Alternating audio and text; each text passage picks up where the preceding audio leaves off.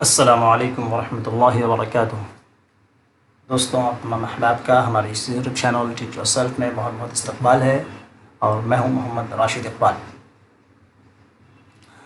آج میں آپ تمام حضرات کی خدمت میں UGC نیٹ سے متعلق جو ویڈیو کا سلسلہ شروع کیا تھا اس کا سیٹ نمبر 20 لے کر حاضر ہوا ہوں۔ آگے بڑھنے سے پہلے آپ تمام حضرات سے درخواست ہے کہ اگر ہماری یہ کوشش آپ کو اچھی لگ رہی ہو تو اسے لائک کریں، شیئر کریں اور زیادہ سے زیادہ لوگوں تک ان ویڈیوز کو پہنچائیں۔ اور وہ احباب جنہوں نے ابھی تک ہمارے چینل کو سبسکرائب نہیں کیا ہے، پلیز وہ ہمارے اس چینل کو سبسکرائب کر لیں تاکہ ہم جب بھی کوئی نئی ویڈیو اپلوڈ کریں تو اس کی جانکاری سب سے پہلے آپ تک پہنچ جائے۔ ٹھیک ہے دوستوں، چلیے شروع کرتے ہیں۔ یونٹ نمبر 2 سے یہ سوالات ہیں۔ سوال نمبر 451، ریختی کا صاحب دیوان شاعر کسے کہا جاتا ہے اور اس کی مثنوی کا نام کیا ہے؟ جواب، ریختی کا صاحب دیوان شاعر ہاشمی کو کہا جاتا ہے۔ تو ریختی کا صاحب دیوان شاعر ہاشمی کو کہا جاتا ہے، جو عادل شاہ ثانی کے عہد کا ایک اہم شاعر ہے، اور اس کی مشہور مثنوی یوسف زلیخا ہے۔ تو یوسف زلیخا جو تصنیف ہے وہ ہاشمی صاحب کی ہے اور ان کو ریختی کا صاحب دیوان شاعر مانا جاتا ہے۔ سوال نمبر 452، گولکنڈہ کی پہلی ادبی کاوش کسے کہا جا سکتا ہے؟ جواب، احمد گجراتی کی مثنوی یوسف زلیخا کو گولکنڈہ کی پہلی ادبی کاوش کہا جا سکتا ہے۔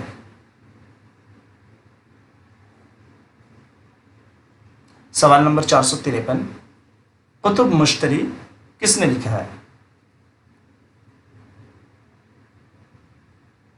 جواب، قطب مشتری وجہی نے لکھا ہے۔ سوال نمبر 454، غواصی کی اہم مثنویاں کیا ہیں یا کون کون سی ہیں؟ جواب، غواصی کی 3 اہم مثنویاں ہیں: مینا ستونتی، سیف الملوک و بدیع الجمال اور طوطا نامہ۔ یہ 3 مثنویاں غواصی کی ہیں۔ سوال نمبر 455، قطب شاہی حکومت کا آخری بادشاہ کون تھا؟ جواب، قطب شاہی دور کا آخری بادشاہ ابو الحسن تانا شاہ تھا۔ اس کا پورا نام ابو الحسن تانا شاہ تھا۔ سوال نمبر 456، طبعی کی اہم مثنوی بہرام و گل اندام کس کے عہد میں لکھی گئی؟ جواب، قطب شاہی دور کے آخری بادشاہ ابو الحسن تانا شاہ کے عہد میں لکھی گئی۔ سوال نمبر 457، قطب شاہی دور میں لکھی گئی آخری مثنوی کسے کہا جا سکتا ہے؟ جواب، قطب شاہی دور میں لکھی گئی آخری مثنوی فائز کی مثنوی رضوان شاہ ورو افزا کو کہا جا سکتا ہے۔ تو یہ مثنوی رضوان شاہ اور رو افزا جو ہے یہ قطب شاہی دور کی لکھی ہوئی آخری مثنوی کہی جا سکتی ہے۔ سوال نمبر 458، مثنوی پھول بن کس نے لکھا؟ جواب، مثنوی پھول بن ابن نشاطی نے لکھا ہے۔ سوال نمبر 459، مثنوی قصہ بے نظیر کس کی تصنیف ہے؟ جواب، مثنوی قصہ بے نظیر صنعتی کی تصنیف ہے۔ سوال نمبر 460، مثنوی جنت سنگار کس نے لکھا ہے؟ جواب، مثنوی جنت سنگار ملک خوشنود نے لکھا ہے۔ سوال نمبر 461، بہمنی دور کے بعد احمد نگر میں کون سی حکومت قائم ہوئی تھی؟ جواب، بہمنی دور کے بعد احمد نگر میں نظام شاہی حکومت قائم ہوئی تھی۔ سوال نمبر 462، بہمنی دور کے بعد بیدر میں کون سی حکومت قائم تھی؟ جواب، بہمنی دور کے بعد بیدر میں برید شاہی حکومت قائم ہوئی تھی؟ احمد نگر میں نظام شاہی اور بیدر میں برید شاہی۔ سوال نمبر 463، بہمنی دور کے بعد برار میں کون سی حکومت قائم ہوئی تھی؟ جواب، بہمنی دور کے بعد برار میں عماد شاہی حکومت قائم ہوئی تھی۔ سوال نمبر 464، بہمنی حکومت کے زوال کے بعد کتنی سلطنتیں وجود میں آئیں؟ جواب، بہمنی حکومت کے زوال کے بعد 5 سلطنتیں وجود میں آئی تھیں۔ سوال نمبر 465، میرا جی شمس العشاق کا تعلق کس دور یا عہد سے ہے؟ جواب، میرا جی شمس العشاق کا تعلق بہمنی عہد سے ہے، یعنی وہ بہمنی عہد میں تھے۔ سوال نمبر 466، میرا جی شمس العشاق کی چند تصانیف کا نام بتائیں۔ جواب، خوش نامہ، خوش نغز، شہادت التحقیق اور مغز مرغوب، یہ سب منظومات کی حیت میں لکھی ہوئی ہیں۔ یہ جتنے بھی ان کی تصانیف ہیں یہ منظوم ہے، نظم کی شکل میں لکھی گئی ہیں۔ سوال نمبر 467، مثنوی نوسرہار کس کی اور کس عہد کی تصنیف ہے؟ جواب، مثنوی نوسرہار اشرف بیابانی کی تصنیف ہے اور بہمنی عہد کی ہے۔ ٹھیک ہے، آگے یونٹ نمبر 5 سے کچھ سوالات۔ سوال نمبر 468، داستان کا شمار کس قسم کے ادب میں ہوتا ہے؟ افسانوی یا غیر افسانوی؟ جواب، داستان کا شمار افسانوی ادب میں ہوتا ہے۔ سوال، داستان کسے کہتے؟ سوال نمبر 469، داستان کسے کہتے ہیں؟ جواب، طویل اور پیچیدہ کہانی کو یا ایسی کہانی جو قصہ در قصہ ہو اسے داستان کہتے ہیں، یعنی ایک قصے کے اندر دوسرا قصہ، پھر اس کے بعد پھر کوئی اور قصہ، تو قصہ در قصہ کی تکنیک میں جو کہانی لکھی جاتی ہے جس کے پلاٹ بہت ہی طویل اور پیچیدہ ہوتے ہیں اسے ہم داستان کہتے ہیں۔ سوال نمبر 470، داستان کس قسم کا فن ہے؟ بیانیہ یا تحریری؟ جواب، داستان بنیادی طور پہ بیانیہ فن یعنی سننے سنانے والا فن ہے، لیکن اب وہ تحریری شکل میں بھی موجود ہے، یعنی داستانیں پہلے بیان کی جاتی تھیں لیکن اب وہ تحریری شکل میں لکھی بھی جاتی ہیں، تو بنیادی طور پہ وہ بیانیہ فن ہے۔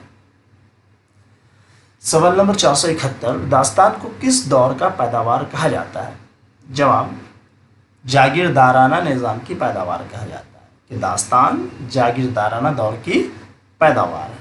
اس ٹائم کافی وقت تھا، فرصت تھا لوگوں کے پاس، اور وقت اور فرصت ہونے کی وجہ سے وہ طویل طویل داستانیں راتوں رات اپنا سنتے رہتے تھے۔ سوال نمبر 472، داستان اور ناول و افسانہ میں بنیادی فرق کیا ہے؟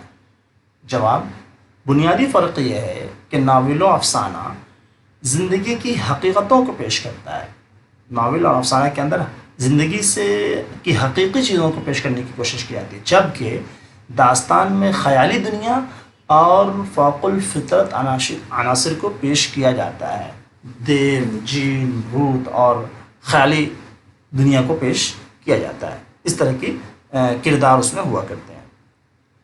سوال نمبر 473، داستان کے عناصر ترکیبی کتنے ہیں اور کیا کیا ہیں؟ جواب، داستان کے عناصر ترکیبی 6 ہیں۔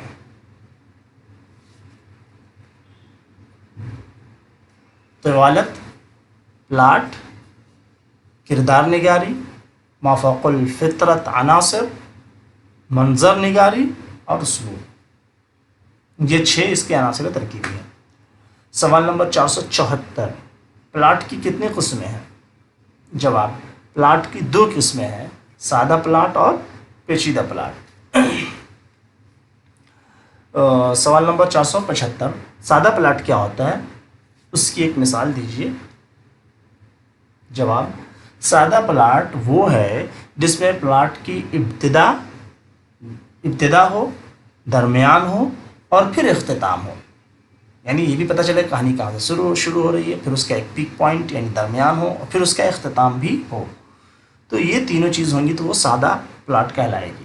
اس کی مثال ملا وجہی کی صبرس اور رجب علی بیگ سرور کی فسانہ عجائب ہے. یہ دونوں جو مثنویاں ہیں یہ سادہ پلاٹ میں لکھی گئی. ملا وجہی کی صبرس اور رجب علی بیگ سرور کی فسانہ عجائب. سوال نمبر 476، پیچیدہ پلاٹ کیا ہوتا ہے؟ جواب، جس پلاٹ میں ابتدا اور اختتام تو ہوتا ہے، کہانی کہاں سے شروع ہو رہی ہے اور کہاں ختم ہوگی، لیکن درمیان میں کہانی ادھر ادھر بھٹکتی رہتی ہے یا اس میں قصہ در قصہ کی تکنیک استعمال ہوتی ہے. درمیان میں ہی ایک قصے سے پھر دوسرا قصہ نکل گیا، پھر دوسرے سے پھر تیسرا، یہ تکنیک استعمال کی جاتی ہے. تو ایسے پلاٹ کو ہم پیچیدہ پلاٹ کہتے ہیں. اس کی مثال میر تقی میر کی بوستان خیال ہے. تو بوستان خیال جو یہ پیچیدہ پلاٹ میں لکھی گئی ہے. سوال نمبر 477، داستانوں میں کتنے قسم کے اسلوب اختیار کیے جاتے ہیں؟ جواب، داستانوں میں 2 قسم کے اسلوب اختیار کیے جاتے ہیں. ایک پرتکلف و پرشکوہ اسلوب، دوسرا سادہ و سلیس اسلوب. سوال نمبر 478، موضوع کے اعتبار سے قدیم قصے کو کتنے حصوں میں تقسیم کیا گیا ہے؟ جواب، موضوع کے اعتبار سے قدیم قصے کو 4 حصوں میں تقسیم کیا گیا ہے. نمبر 1، اخلاقی کہانیاں فیبل، اساطیری کہانیاں میتھ، مثالی کہانیاں لیجنڈ اور داستانیں جس میں رومانس وغیرہ کے قصے آتے ہیں. تو یہ 4 طرح کی کہانیاں ہوتی ہیں موضوع کے اعتبار سے. قدیم قصے جو قدیم کہانیاں اور قصے ہیں وہ موضوع اعتبار سے انہیں 4 قسموں کے اندر آتی ہیں.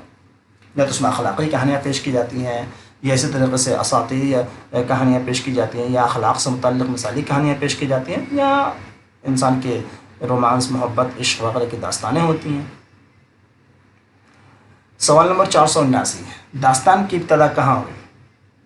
جواب، اردو کی دیگر اصناف ادب کی طرح داستان کی ابتدا بھی دکن میں ہوئی ہے. سوال نمبر 480، اردو کی پہلی داستان کون سی ہے اور کس نے لکھی؟ جواب، ملا وجہی کی داستان صبرس ہے. یعنی اردو کی پہلی داستان ملا وجہی کی داستان ہے جو کہ صبرس کے نام سے مشہور ہے. سوال نمبر 481، صبرس کب اور کس کی فرمائش پر لکھی گئی؟ جواب، عبداللہ قطب شاہ کے عہد میں ان کی فرمائش پر 1045 ہجری میں لکھی گئی. سوال نمبر 482، صبرس کو کس نے دریافت کر کے شائع کیا اور کب؟ جواب، صبرس کو مولوی عبدالحق نے صبرس کو دریافت کر کے 1932 میں شائع کیا. تو مولوی عبدالحق ہیں جس نے اس صبرس کو نکال کر کے اور دوبارہ سے شائع کیا 1932 میں. ٹھیک ہے دوستوں، تو آج کے لیے اتنا ہی، اور انشاءاللہ پھر جلد ہی ملیں گے کسی اگلے ویڈیو میں. اور جاتے جاتے پھر سے ایک مرتبہ درخواست ہے کہ جو لوگ ہمارے چینل کو اب تک سبسکرائب نہیں کیے ہیں پلیز سبسکرائب کر لیں، تاکہ یہ نئی معلومات آپ کو ویڈیو سے متعلق نئی معلومات اب تک پہنچتی رہیں. اور اگر ہماری یہ کوشش آپ کو اچھی لگ رہی ہو تو پلیز لائک کریں، سبسکرائب کریں اور زیادہ سے زیادہ لوگوں تک پہنچانے میں ہماری مدد کریں. ٹھیک ہے، السلام علیکم ورحمۃ اللہ وبرکاتہ.